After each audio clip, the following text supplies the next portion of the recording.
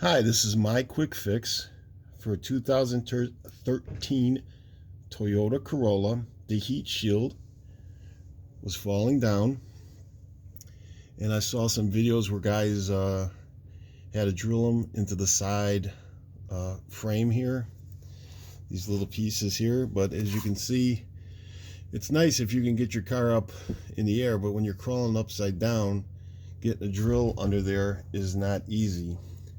It was tearing and this and that, but a quicker fix would be a 10mm socket. You can see one of them there, and where's the other one here? Right here. I just unscrewed these mounting bolts that originally are holding up the heat shield.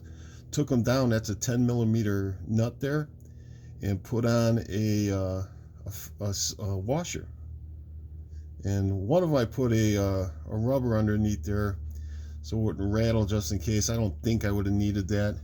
The other one was closer to the catalytic converter. I didn't want to throw a rubber in there, and now there should be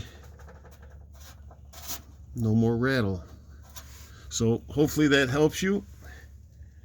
I'm not going to take it apart again, but I thought I'd help share that with people that are struggling with this. Have a good day.